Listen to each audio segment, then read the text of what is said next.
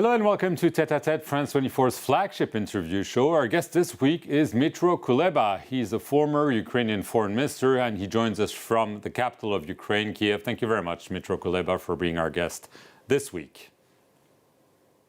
It's my pleasure to reconnect. There are many claims that Ukraine is getting the upper hand on the battlefield and even winning the war against Russia. Is it your own assessment as well? I believe it is too early to say we are winning the war, although I firmly believe we are going to win it. I would describe the current situation in the following way. Ukraine has succeeded in stabilizing Russia's pressure on it, while also in increasing pressure on Russia. That, I believe, would be the most accurate way of putting it. Well, as you say, Ukraine has been striking Russia with drones, essentially deeper and deeper on oil facility, key military assets, but also we've seen in recent weeks symbolic strikes in Moscow at the time of the May 9 parade, and then on Vladimir Putin's birthplace, St. Petersburg, as he was hosting an economic forum. How do you think this plays in Russia for the population? Well, first, Ukraine is not striking civilian targets, unlike Russia does in Ukraine. Secondly, we found a bottleneck, which is Russian refineries, and attacks on these refineries, they cause fuel crisis in Russia. So the Russians feel the consequences of the war, which means that one of the key points of the social contract that President Putin signed with them upon launching the full-scale invasion is broken.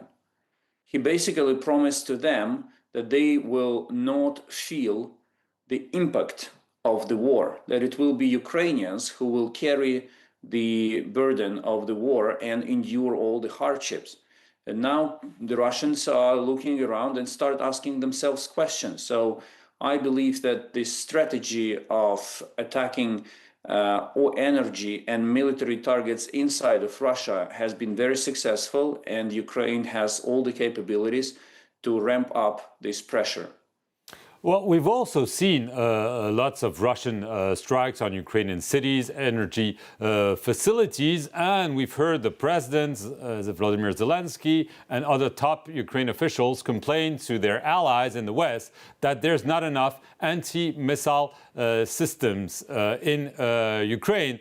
How do you explain then, given this obvious weakness, that Ukraine is still regaining the upper hand apparently on the battlefield? Well, we are doing better on the front line, thanks to the improvements in the command and the saturation of the front line with drones of all types. But we are not doing better at all when it comes to attacks on our cities. Ukraine has improved the rate of interception of Shahed drones by developing its own capabilities, by improving tactics. But Russia has compensated that by increasing the number of ballistic attacks on Ukraine. And this is where we simply do not have our own capabilities yet. We are fully dependent on the supply of PAC-3 Patriot interceptors, which can only come from the United States. And due to the war in Iran and the depletion of American stocks and the slow pace of production of those interceptors, we are not getting them in sufficient numbers. So what you will see in the coming weeks is the increased damage Ukrainian long-range strikes will cause on Russia, but also the increased damage the Russian ballistic strikes will cause on Ukrainian cities and civilian infrastructure. For the first time in this war, there will be more news coming from the air battles than from the ground battles. Right, but from what you're saying, this implies that there's no diplomatic breakthrough in the near horizon, according to you. We've seen President Zelensky issue an open letter to Vladimir Putin, who rejected the offer at the St. Petersburg forum that we talked about before. the US is obviously distracted. President Trump has his mind on Iran. Europeans are hoping to step in, but it seems that there's no diplomatic solution in sight. I don't believe there is a window for a diplomatic solution at this stage. You resort to diplomacy when two things happen. Either you get exhausted, you run out of resources, or you change your war goals. And none of that is happening, neither in Ukraine nor in Russia. The latest attempt was conveyed apparently through Russian billionaire Roman Abramovich. You were Ukraine's foreign minister during the first years of the war, and you probably remember that he was at some point also a go-between. Why use Abramovich if it didn't work when you were foreign minister? Is it a good idea, or do you think it has no chance? Well, in wartime, you try to explore every opportunity you are offered. So I don't see a lot of harm in trying to do some shuttle diplomacy through Mr. Abramovich, but I do not believe that he can actually change the mindset of President Putin. So, and actually that's exactly what we've seen, because he came to see President Zelensky with a message. He came back to see President Putin with a message from Zelensky. And what was the outcome of that? It was the open letter by President Zelensky to President Putin, which Putin played down. If Abramovich's mediation had worked, there would be no need in sending the open letter. So he tried again, as he did in 2022, and he seems to have failed. The big question, as you say, is the war goals. You seem to imply that Putin will not relent on Ukraine. What about the Ukrainian side? I mean, when the situation on the battlefield was more dire, there was indeed talk of potential territorial concessions. Do you think this is totally out of the question, or because of reality on the ground, Ukraine, if it wants a negotiated solution, will be forced to make those territorial concessions? No political leader in Ukraine will ever sign a document that will read, Ukraine is giving away occupied territories to Russia. So you can introduce a formula, a wording that will create like a gray zone, that will recognize that these territories are occupied by Russia, but they will not mean territorial concessions to Russia. Secondly, President Zelensky has been very clear on Putin's demand to Ukraine to withdraw from the rest of the Donetsk region. He rejected it. This is not going to happen. And I cannot imagine who would, in Zelensky's place, agree to do that, not just for political, but for purely security and defensive reasons.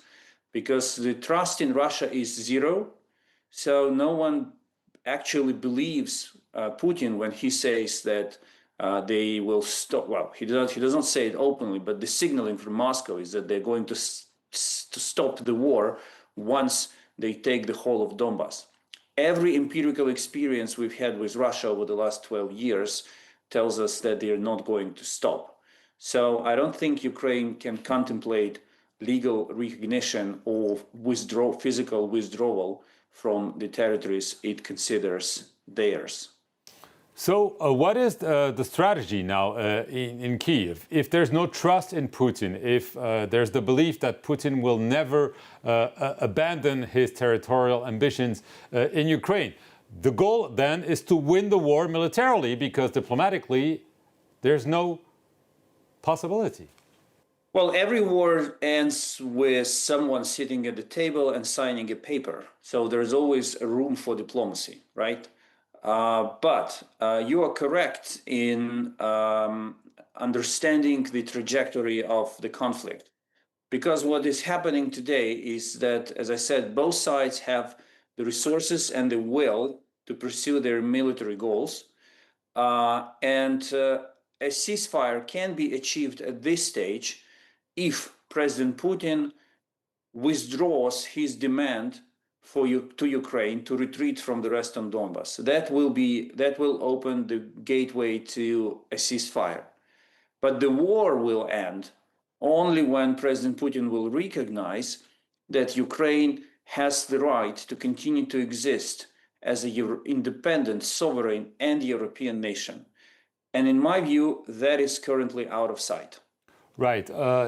Obviously, there is the issue of the Trump administration. There was the meeting between Donald Trump, Vladimir Putin in Alaska. President Zelensky was in a difficult position. Is there the thinking in Kiev that now the US, yes, is an ally militarily, maybe financially, although it's less than Europe, but that now Trump should not be part of the solution because he's not really interested and maybe he's too close to Putin? Well, no one is going to dare to exclude the United States of America from the process, but you are right. President Trump's effort to bring this war to an end has failed. His approach does not work. And the problem that I see is that he does not seem to be ready to change his approach to Russia. And as long as that does not happen, we will be in the limbo where the Russians will be upset with Trump because he's not putting enough of pressure on Ukraine, and Ukraine and the rest of Europe will be upset with Trump because he's not putting enough of sufficient pressure on Russia. That I think how the political structure that involves United States, Europe, Ukraine, and Russia will evolve in the coming months. Dmytro Kuleba, I want to thank you very much for being our guest this week on Tête à Tête, and thank you for watching it here on France 24.